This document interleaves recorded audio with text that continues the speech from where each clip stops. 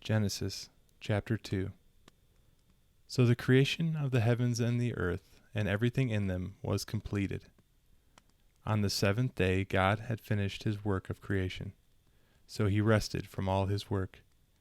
And God blessed the seventh day and declared it holy, because it was the day when he rested from all his work of creation. This is the account of the creation of the heavens and the earth. The man and woman in Eden. When the Lord God made the heavens and the earth, neither wild plants nor grains were growing on the earth, for the Lord God had not yet sent rain to water the earth, and there were no people to cultivate the soil. Instead, springs came up from the ground and watered all the land. Then the Lord God formed the man from the dust of the ground. He breathed the breath of life into the man's nostrils, and the man became a living person. Then the Lord God planted a garden in Eden in the east, and there he placed the man he had made. The Lord God made all sorts of trees grow up from the ground, trees that were beautiful and produced delicious fruit. In the middle of the garden he placed the tree of life and the tree of knowledge of good and evil.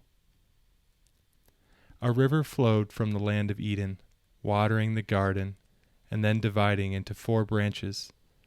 The first branch, called the Pishon, flowed around the entire land of Havilah, where gold is found. The gold of that land is exceptionally pure. Aromatic resin and onyx stone are also found there. The second branch, called the Gihon, flowed around the center land of Cush. The third branch, called the Tigris, flowed east of the land of Asher. The fourth branch is called the Euphrates. The Lord God placed the man in the Garden of Eden to tend and watch over it.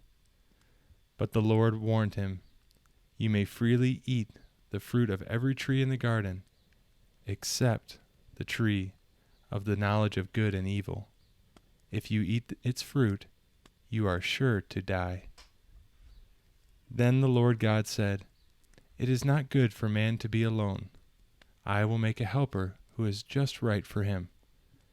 So the Lord God formed from the ground all the wild animals and all the birds of the sky. He brought them to the man to see what he would call them, and the man chose a name for each one. He gave names to all the livestock, all the birds of the air, and all the wild animals. But still there was no helper just right for him. So the Lord God caused the man to fall into a deep sleep. While the man slept, the Lord God took one of the man's ribs and closed up the opening. Then the Lord God made a woman from the rib, and he brought her to the man. "At last," the man exclaimed, "this one is bone from my bone and flesh from my flesh.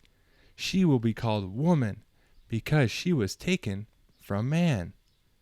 This explains why a man leaves his father and mother and is joined to his wife, and the two are united into one. Now the man and his wife were both naked, but they felt no shame.